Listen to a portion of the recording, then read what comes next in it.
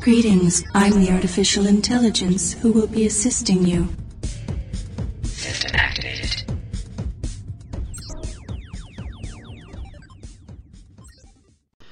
Hey everyone, Dean Ouellette back here with another edition of Tech Tuesday. Today we have Bill Risser, who's a branch manager for Chicago Title in the Phoenix area. Bill, welcome. Hello. Bill, we talk a lot on this about how real estate agents are using technology to build their business. We don't talk at all about how other people may be using technology in social media. So I know that you've had a lot of success with those platforms building your title business. Could you explain to us a little bit on how you do that? Yeah, for me it started with just trying to understand that it's a space where agents are. To be honest, it's a space where agents are that I want to work with. So for me, it was a simple start with actually going back to Active Rain a little over 2 years ago. Going to Active Rain and learning how that platform worked and meeting some people through that platform kind of led me on to actually Twitter, and then I was kind of a late arrival to Facebook. But now, it's become the 800-pound gorilla. It's where a lot of what I do happens. But it's a two-pronged attack for me. One of the things I had to do was I had to learn how to use the sites. So many people jump in there and use their old school marketing or sales techniques, and they don't work. So I had to learn how to engage with other agents and build trust and build relationships. And then on the other side of it, there was this need for education. And I've got a passion for training, so I really dove deep into these sites to learn as much as I can. And then at the same time as I'm trying to engage agents who know what they're doing, I'm also trying to teach and help and educate other agents who need that help. So those two areas have really worked well for me. So when I say getting business off social media, you probably don't get a whole lot of business by putting a tweet out there that says, "I'm Bill Risser, branch manager for Chicago Title," do you? No, I don't. And, it comes down to this. I get asked this a lot in training sessions. Well, what kind of ROI are you getting on your social media? Well, think about it.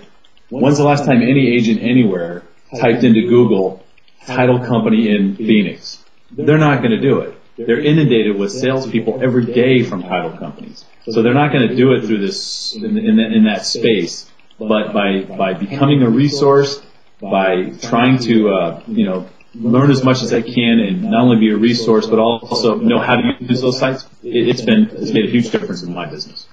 And something else that you've done that's kind of unique is, in the Phoenix area we started the RET program, the Real Estate Technology Tanks, where agents from different companies get together, work in one common location, and share ideas. And can you tell us a little bit what you did with that? Yeah, it was you and a few other agents who just said basically we've got to have what some of these technology incubators have. Well, I can't. In fact, I remember, Dean, you said, "Don't tell me we can't do it. Tell me how we're going to get it done."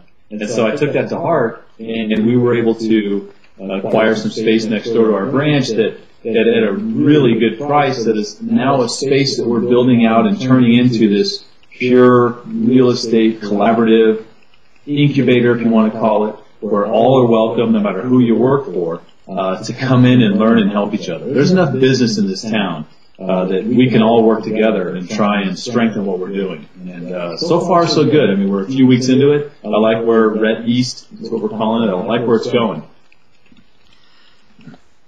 And as far as engaging with agents through social media and that sort of platform, when you first started doing it, what was your game plan as far as getting business? Because, we talk about engaging and becoming friends and that sort of stuff, which leads to business.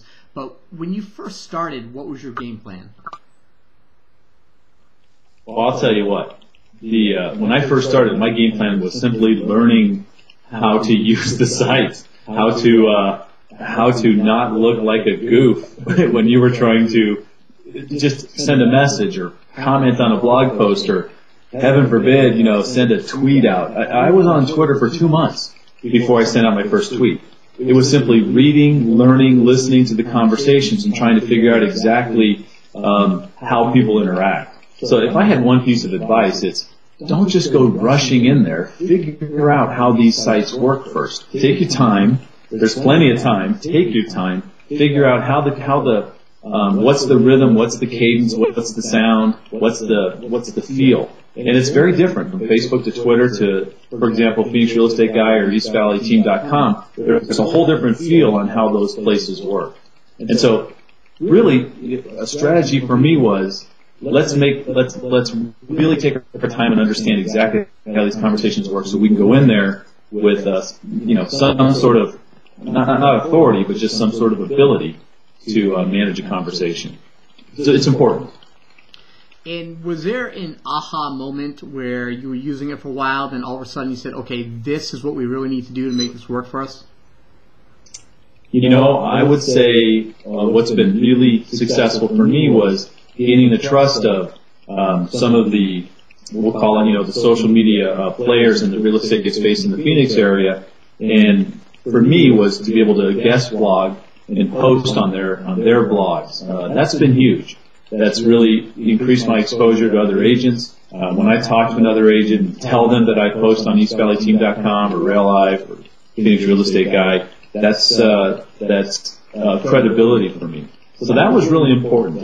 Once again, here I am not selling. Here I am providing value, trying to help somebody else, and in turn, that ends up getting me business. Now, do you think title reps are a little slower to adapt these sort of techniques and move forward, or do you think they're staying up with the real estate agents? In a word, yes, they're slower. So it's an ongoing battle within my company, and I watch a lot of other title reps. A couple of them get it, but for the most part, most of them don't. I think they're going to have to figure it out eventually, and so it's we have a sales rally for Chicago Title coming up in next month in November, and I think I'm going up there to talk just to try and maybe help out some of the Western region people understand this is a space where you have to kind of throw away all those old school sales techniques. Yeah, I know we still have to ask for the business. Don't ask for the business on Twitter. Ask for the business when you've got the individual appointment, like you were doing in the past. But use these tools as just another little piece of the kit to help you get that face-to-face appointment. Just like an agent uses these tools to get a face-to-face listing appointment or to get a buyer to sit down and talk with you, we've got to treat it the same way. You don't get on there, you don't sell on Facebook, you don't sell on Twitter. I mean, when we first met, me and you, I had a title rep that I worked with. And I was loyal to that title rep. They always did a good job to me.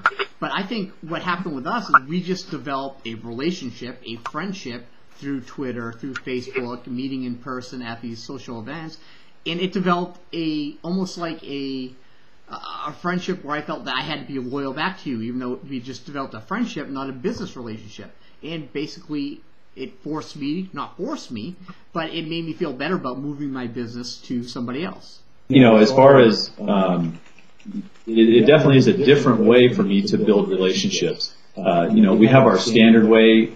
I'll go a little different route, but I mean, it was definitely easy for me when clients came in, a cross-sale agent came into my office, I can start a relationship then by really taking care of their client and doing a few things that would help me get in front of that person. But that's one person at a time, one cross-sale at a time. Obviously, with the couple hundred agents I follow on Twitter locally, with the couple hundred agents I'm friends on Facebook with locally, I have a much better chance of building those relationships, with more people, not quickly, but, over time, I can really touch a lot of people. So it's important.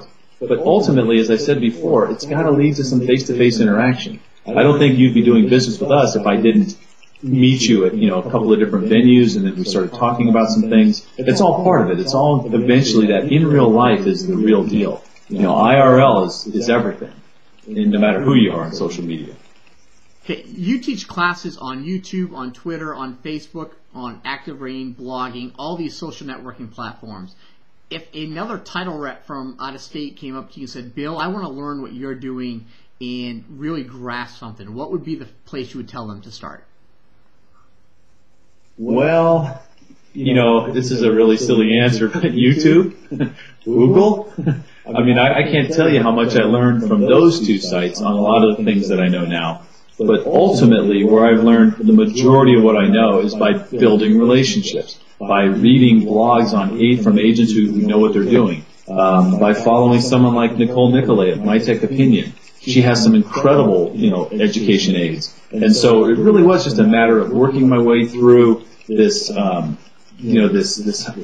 this massive information that's out there for anyone to have. It just takes a little bit of digging, a little bit of, like I say, a passion for it. And I happen to have that even at my advanced age. It's still fun. I love learning, and that translates very well into the training that I do. I'll tell you what, that was also a big help for me is I did go to RE Blog World last year, and that was huge because that really opened my eyes to a lot of the players in the space. To actually have Rob Hahn call me a parasite was awesome. It felt kind of cool, He did it good-naturedly, by the way. It was all title people. but I really got a chance to kind of get a sense and a feel for who some of these players were in the space. And then once again, follow them, learn from them, engage with them. And that's the best way to pick up this stuff. The one thing I do different, Dean, and you know this, is I don't just do webinars or seminars. Everybody's doing a social media webinar or seminar. All of my classes are hands-on. We use Wi-Fi enabled classrooms, bring your laptop, and let's actually sit down and work through Facebook for 2 hours. And let's look at privacy, and let's look at lists, and let's look at a fan page, and actually do it instead of listening to another person talk about it for 2 hours. And that's been very well received. And what is your personal favorite network to play on? Well, I wouldn't have said this 6 months ago, but it's definitely Facebook. As I said before, I was a latecomer to Facebook. I just kept finding it. That's not really for me. I started off and really liked Twitter, and Twitter's still 1A to Facebook being number one. It's funny that you mentioned that, because if you asked me 8-10 months ago, beginning of this year, I never went to Facebook. The only time I went to Facebook was when somebody posted something on my wall. I just had my Twitter feed going in, and Shah Rundio, a local agent here, said you have to disconnect those two and engage on Facebook. I said, all right, I'll give it a shot. I'll try it for 1 month. And I actually now almost prefer Facebook. It is the interaction that you get there is kind of easier to follow that conversation and have an interaction with somebody. Absolutely. Not to mention, you're talking about 500 million users, which translates into, a much broader base of potential clients, of your past clients, of your current clients. Odds are they're on Facebook. Odds are they're going to, have an active presence on Facebook that allows you to interact with them and do nothing but strengthen that relationship. The whole top of mind marketing thing that's been, for realtors forever, which was done through postcards and phone calls or a 12-step program every year at once a month an item of value. Why not just make it daily or every other day on Facebook? It's so simple. Yeah, and one of the things I'm having a lot of fun with right now is I keep track of when somebody closes on a house. So on their 1-year anniversary of when they close on that house, I can go to their Facebook page. I can put a video message in there and say, hey, happy anniversary. Hope everything's going great in your house. If you need anything, let me know. That's awesome. That's huge. And you talk about video. I mean, I still, we haven't, Dean, I'm going to challenge you on this, video guy. I think the ability with video at a closing, things have just gone very well. Why not have the title person whip out the camera and go, hey, you just closed a deal, Dean Millette was your agent, how did it go?